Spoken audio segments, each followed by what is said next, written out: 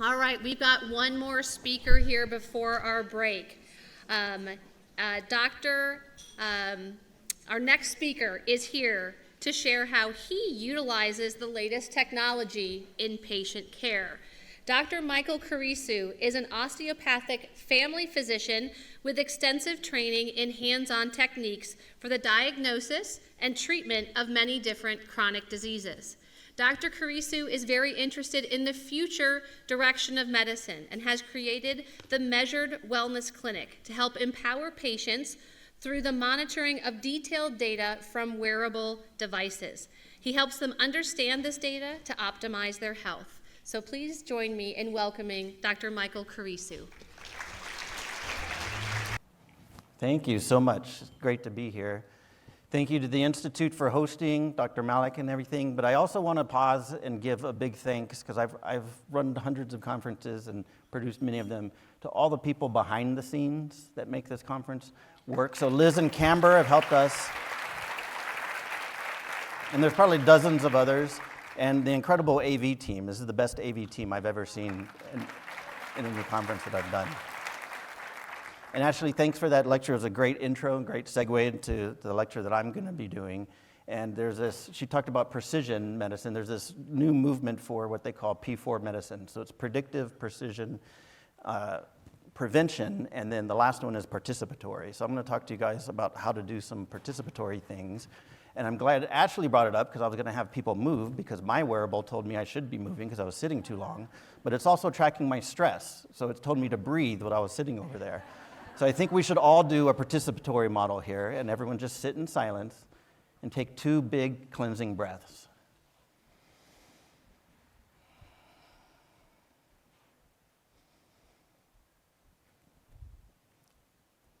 And after Banakdar's talk, breathing things, you're going to be aging gratefully by doing that, right? So as a kid, I was really fascinated with bridges, because bridges become a tool that you can connect 2 different disparate systems to make the entire system better. And that became a metaphor for my life. I, in college, was really interested in the mind-body connection, and I had a knack for math and technology. I was majoring in computational neuroscience, and I wanted to model the mind-body connection on a computer. And it became very difficult to do so, because the entire human organism is made up of multiple different systems, and they're multi-component, nonlinear, dynamic, adaptive systems, and they're all working together. And then I became really interested. I always knew I was going to go to medical school, and I got into medical school, and I started gravitating towards philosophies that looked at the entire individual, the holistic piece of that personalized individual that we've been talking about. And so these are philosophies like the East-West medicine. So I became really interested. I went to an osteopathic medical school to learn about the hands-on techniques for the entire structure. I studied acupuncture and traditional Chinese medicine, as well as yoga and Ayurvedic medicine. So these are different philosophies of systems that allow us to see this holistic picture of the individual.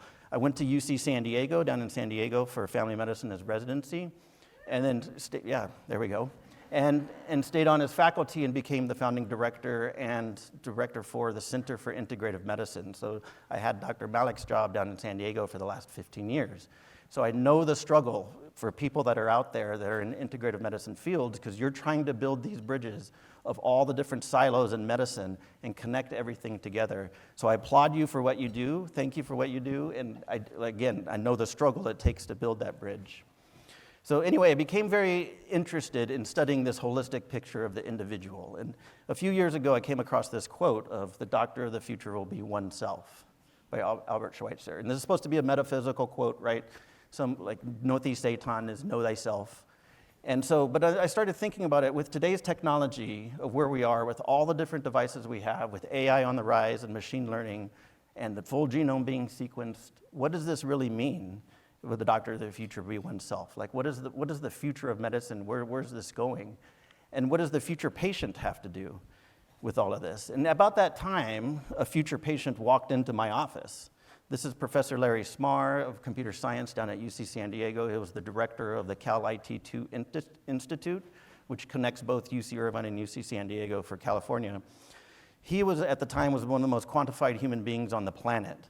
And he had studied himself. He's standing here in his wall down at the cave down at UC San Diego of 20 years of biomarkers that he was measuring quarterly, as well as his entire genome sequenced and all the metabolomics and microbiome that he was measuring on himself for over 20 years. And he had the data to show that he was going to get Crohn's disease. The problem was he didn't have any symptoms yet. So he has a fascinating story. You can just Google his name. He's on TED Talks all over the place. And this set off a light bulb for me. I was like, wow, you're predicting something to get a disease that is not manifesting in your body yet. And sure enough, 3 years later, he has his first symptom, and then he ended up getting a colonoscopy and diagnosed Crohn's disease, had surgery. That's a whole nother story. So he and I started collaborating on a lot of different projects of what it means to have this future patient, and how does the physician take care of them. And there's some really interesting research that came from all of that. But the big question is, when he looked at me, is like, well, what's the future doctor going to do? Like, if you have this patient, how's the future doctor going to practice medicine? What are we going to do in the future? And so I started looking into this thing I was already practicing in the integrative health field, and I started looking at these things of the precision health and precision medicine. And a lot of it was leaning towards, the full genome sequence of precision medicine. There's a lot of really great advances they're doing for cancer right now. But how does that make its way down to the average everyday person? And can we get biomarkers on things for different people? And so the model that we all know in medicine is, you come to see us, we poke and prod you, we get some blood, we do some samples, we take some images, and then you go away to this black box called your life and your lifestyle. And we don't see you for another 364 days till you come back, and we're like, well, how did it go? And we have to get data from you, and the only way to get data is through a painful conversation we have. Right? Did you exercise? Have you been sleeping well? Did you take your medications? How are things going? Right? And so we have to extract that information from a subjective experience. So I started thinking, like, how do you collect all that information in that black box of the patient's lifestyle? And so we started this clinic. It birthed out of the university down in UC San Diego, and now we're trying to out of pilot mode, and we're getting into scaling mode this year. But we decided, instead of looking at what happens in the office, how can we measure lifestyle data? And we really looked at the consumer market, and commercial wearables were becoming very popular. So everyone stand up if you have worn one or are wearing one right now. We'll do the stand-sit thing instead of right? So when I first started giving these lectures, it was only about 10% of the room, right? And just from the looks of it, it's the good majority of the room. You can all sit down when you're comfortable to do so. And so what are we going to be looking at when we're measuring? When you go off and to live your life in that black box, what do we want to measure? What are the variables that we're looking at? How does the average person live in that lifestyle? Well, here's what the average person's lifestyle is doing to us in our country. They call these the 4 horsemen. Everybody knows these, right? Cardiovascular disease, metabolic disease, cancer, neurodegenerative disease. And this is a great burden on our society by these four things, and the great majority of those can be prevented. So we developed something that we're calling the 4 guardians of health: activity, nutrition, sleep, and stress. And again, this isn't new. Every single speaker talked about this before us. It's on the wheel in the Integrative Institute. But now, and they've been saying this for decades, you need to sleep better, you need to exercise, you need to eat better. They've been saying it for millennia in some of these different systems that we study. But now we have the ability to study these on a moment-by-moment basis, not once a year, not once a day. Some of these are coming to us every second. And what it does is it empowers a healthier person and empowers the patient to take better charge of their life. It's giving the information to the patient. It's democratizing the data of the information. Patients are coming to me with more data about themselves. And so we're trying to build out these dashboards because at the end of the day, it becomes a behavior modification tool to help you live a better life. So these dashboards come in different data forms. I'm going to show and tell a bunch of different stories a little bit. But these are the different quadrants that we're monitoring. And so what have we discovered from some of this stuff was that we know that every health journey is unique, right? Someone has cancer, another person has cancer. They're going to have a completely different data set and health journey. Someone has hypertension, another person hypertension. They don't respond to the same medication that we're prescribing them. And the data tells a story. So we create these things called longitudinal time series, but we're just calling them health timelines. So we put all of the data together in one health timeline of day-by-day basis, and we can see and track trends in those things. And it gives context to it because we know these patients very well because they're coming in. We have a team that can text back and forth with the patients quickly to understand what the context is. If they have a bad day, what was happening on that day. It's interesting because I just started this as a research thing on campus, and the very first hire for my clinic was a data science student because I needed help understanding the data. And then the patients were talking to me so much that I needed a second person, so I hired a lifestyle educator health coach. So that's our pod that we do, and we surround the patient with a data science student, a lifestyle health coach, myself, and the patient, and we do all these screen sharings, understanding how their life and how they're living their life. This is not a model that's new. Everyone's using the car analogy, so I couldn't have written this perfectly. And Dr. Malik, being a mechanic, so I went to my mechanic. That's amazing, actually. Went to my mechanic, and he was looking at doing a checkup on my car, and I was like, can I watch this whole process? Like, what do you guys do nowadays? And he went in, and he plugged my car into a computer, and bloop, up came this huge dashboard of all this data, not every day of that car, every millisecond of that car since the last time they did that. And not only that, they were able to compare that car with every make and model of that car that's ever been done to study like individual versus population health. And I told my mechanic, I'm like, you're a better doctor than I am. I'm so jealous of you because I want this information. They've been doing this for decades. And so I recently had a call with GM, General Motors, about all of this. So how do we model those sort of dashboards? And we're getting to the point where patients are buying these things, and you can use this on your own, you can use this at home, and they're giving off signals. Most of the time, it's in the consumer market. It's going to big tech companies, and they're using it to target ads to sell you stuff you don't need. But I'm saying, can a clinician just intercept a small portion of that data stream so we can make better decisions? So I'll share a few studies of what we've learned so far in the past year or so, looking at some of these data, and how do we use this as a tool. Well, we can use it as a tool to identify temperature. So if you're using something that's tracking temperature on a regular basis, this is a patient and she was suffering from an illness, and you can see, you don't have to be a data scientist to see when her temperature went up, and as she recovered from influenza A. And if you look at the graph, there's a rate of rise on that graph, and it makes a pattern. So when I see that pattern now, and I'm like, hey, I know this pattern, I think you might want to go get yourself tested. And you can see where this is going with predictive analysis to get early warning detection for certain things. And that rate of rise is different versus influenza B and versus COVID. Speaking of COVID, this is colleagues of mine up at UCSF, and they use the Aura ring. If you're not familiar, we have an Aura ring here. Some people have those on. There's one in the raffle if you want to get one. And the Aura ring, they did show that, and we're able to predict on all the people that were wearing Aura rings during the COVID outbreak, that you would get diagnosed with COVID, and they could tell 3 days before you had your first symptom.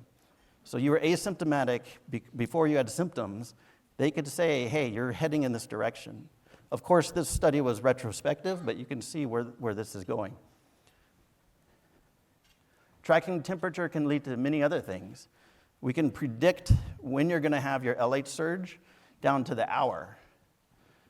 And not only that, it's not published yet, so you can't really say too much about it, but I will say they can predict the day that you do get pregnant, and they can also predict, is this going to be a viable pregnancy? It's not published yet, but you can understand where this is going. And this is just off a silly plastic thing that you put on your finger. We're starting, and so many different people are interested in all of this. We're starting a program for menopause, perimenopause women who want to track that, and looking around the room, this seems like the right audience to be talking to. So again, these are just tools. You can use this as a diagnostic tool. This is a heat map of when someone is going to fall asleep from top to bottom. The way you visualize data, brings up different things. You can look at patterns. Top to bottom of days in the month of when you fall asleep. You can see the normal population on the right is regular cycling, when you fall asleep, when you don't fall asleep, that sort of thing as it goes through the month. The person on the left, she has Lyme disease. And so this was interesting. I'm like, wow, you don't fit in the normal population, what's going on? So now when I see the pattern on the left, I run it through my data scientist. I'm like, okay, Does this person, should we be testing for Lyme disease for that? So again, it's just another tool in the toolbox that we start using. You can also use this as predictions for treatment. This is a patient who's tracking her deep sleep and her HRV. She has rheumatoid arthritis. She gets infusions for her chronic pain. And it's always like, oh, come back in about 6 weeks for your next infusion. Your body will tell you that. And she's like, well, that's not good enough for me. I'm going to track the data, and the data is going to tell me when to come back. And she knows when her deep sleep's tanked and her HRV drops below 20, she's like, my body is telling me I need to go get that treatment. It's not on that same schedule that was convenient for the infusion center. Ashley talked about the monitoring effects of supplements on blood glucose. This is a woman who was diabetic, and we got her on an exercise program, a new diet, and we put her on some supplements. And she was doing great on the diet, losing weight and everything, but her A1C was still increasing. And so we're like, oh, well, let's put a continuous glucose monitor on you so we can understand what's happening. And you can see she's having a spike in her glucose at night because she was taking her supplements at night. So I said, why don't we just switch it? You could take your supplements during the daytime, and we saw an improvement on that. So these continuous glucose monitors are very interesting because they give you great insight, and it's different. It's that personalized nutrition plan that Ashley was talking about, because someone might eat eggs, and they might have a huge spike on their blood glucose. The next person might eat eggs, and it does nothing. So these are fun sort of small experiments to run with patients. I don't like to say that I run experiments on patients. And then patients say they're running experiments on themselves, and so then the word gets out to like, well, Dr. Kurisu is experimenting on people. I'm like, no. We're having fun with data is the way that we talk about it. This is a patient who's using a tool to track her HRV before and after her medical procedures. She's stage 4 breast cancer, has survived, doing well, but every 6 months she has to get a PET CT scan. And she was noticing her deep sleep, HRV, everything was completely stressed out. So the graph on the left shows you less resilience, really stressed. The graph on the right, a beautiful waveform of HRV, high variability. So what she did was she was starting to track this, and we can see pre and post differences. So you can see how this could be important, not just for tracking that, but pre and post differences. Maybe you want to try one chemo regimen versus another chemo regimen. This was important to me because it showed me that, wow, you're really stressed out the night before your CT scan. So I went to the UCSD Department of Radiology, and I said, do you know what your patients are doing? They're so stressed. Let's do something, because I was in the integrative medicine department. Let's make your waiting room a little more enjoyable. Let's put some calming music there. Let's do some mindfulness meditation, so when your patients come there, they're in a better place of relaxation. This is funny here. Is I have a pre-med, and I've known him, he's in his 3rd year of medical school now. So he's completely wired up, and we're tracking his data, what medical school does to him. And we all know what medical school, if you've gone through it, what happens to you in medical school. But he's watching this happen to his data in real time of what was really happening. And you can see Christmas break, midterm, summer break, first week in school, with his HRV, heart rate variability, which tracks stress. The higher the HRV, the better. And his resting heart rate. I mean, look at his resting heart rate when he enters into midterms, and he's like, summer break, he's doing great. He's in Hawaii. He's like, wait, I got to go back to school. He's coming up. The poor kid. But what he can do is now he can have action on this. He's like, well, I'm going to start to see what things in my lifestyle that I can do that can help with this. So then he sent me this picture, and he's like, wow, Dr. Kurisu, like I found something that makes my HRV go way up. It's really helpful. I do this before my final exams. And I'm like, oh, that's great. And he sent me this video. He's wearing a device. So I was watching this remotely of what was happening in real time.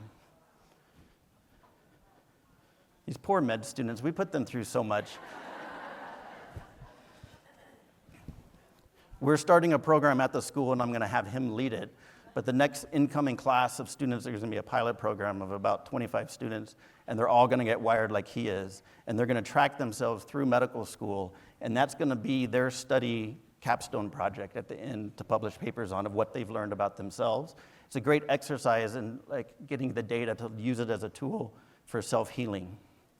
But from an education standpoint, you can see how this can work. We wired some students up with an acupuncture treatment, and you can see for this patient who was being treated for insomnia, And HRV is a big piece. I've been talking about that a lot because it's a very important signal we should start looking at. But you can see during the acupuncture treatment, in the beginning, around 10 o'clock, a huge spike in HRV. The patient was very relaxed, doing well, but then fell asleep and had deep sleep in the entire evening, and that same spike happened way above their baseline, that they've never been above that baseline in their life, but that's continued over 2 weeks. But the interesting point for me was that this was a teaching moment that we can see in real time, does this protocol for acupuncture work for this patient? And if it's not, then we can change the protocol. So it's a very interesting education tool. And then education tools, like my patients teach me everything. So they're coming to me with all sorts of stories, and this is a really excellent story through the use of data. This is a patient who's a caretaker for his wife. She has a neurodegenerative condition, so it's very stressful on him, and 24/7 caregiving. And so they both decided that he would take Wednesdays off, and he was calling it Wellness Wednesdays. And he said, Mike, I want to do this. I want to take Wednesdays off. I'm going to go to the beach, go for a walk, but I'm going to measure my data through all of this. And I took this and his data, and I gave it to the data science students, but I blinded them to the story. I just told them, like, here's a bunch of data. Tell me what you find. And then they came back to me and they said, wow, something's really interesting. Like, something's happening on Wednesday where normally there's a dip. We see him getting really great on Wednesdays and then kind of dips back down and gets better on the weekend. And they're like, he's doing something on Wednesday. So again, an aha moment for me. They didn't know the patient's story. They were just looking at numbers. And they came up with this idea. They're like, Wednesday's working for him, whatever he's doing. And so I had the patients and the student meet. But then the magic moment was the students were able to go through the data and predict the exact day that he started doing Wellness Wednesdays, because then the trend started going upward from there. He's been doing this for over 2 years now, and he has this beautiful graph that shows a W for Wellness Wednesdays. So I think we might get t-shirts made out of this. It's made a lasting impact on me and my clinical staff, my lifestyle educator, Stacy, she's there in the back. But we give the staff Wednesday afternoons off just because of this. And we all come back and we're like, what did you learn about yourself on Wednesdays to go for this? So I think I might create a hashtag about this or something, give credit to my patient for it. So I'm going to end with a few things, but one of them is, I love all of this. It's fun, it's interactive, there's a lot of data, but it can be a little bit cumbersome, right? We've all had the anxiety, like, you're checking your watch, you're checking your phone, you're checking your apps. What we see, one of our problems in healthcare is that we're too dependent on technology, right? We become much better at taking care of the virtual patient versus the patient that's sitting at bedside for us. Who here remembers when EMRs first came in, right? And it was supposed to be this grand thing that was going to solve healthcare crisis. There will be no more errors because we have EMRs. It'll give you so much time back to your day. It's a great tool, but we just didn't use it right. And so I'm here to say, it's like technology is there as a tool. What's the best way that we can use it to interact better? How do we engage patients differently with it? So what do we need to do is we need to foster this relationship for better health. It's an engagement tool. It's a behavior modification tool. It's a team. We're looking at all of this. If it's too stressful for the patient, I tell them to put tape over their screens. We'll monitor the data in the background. Let us worry about it. You go live your life. We're just going to collect the data and talk to you about it. And again, you can get wrapped up in the numbers. So in ending, I'm going to tell the story about my patient, Tyler. You can see her MRI. Her spine is a mess. She has her genome's in the middle. That's her genetic condition of an unknown muscle disease. But we're trying to find integrative therapies to help her with her life. So swimming becomes a really big one, getting as much steps in the day. And I'm all interested in the numbers. I'm interested in the MRI scan that we get. I'm interested in all the data that she's doing, and she's doing better, but she's still in chronic pain. And at the end of one of our sessions, she said, Mike, this is all interesting, and it shows I'm getting better, but I just want to hold my grandbabies. And so that really hit me.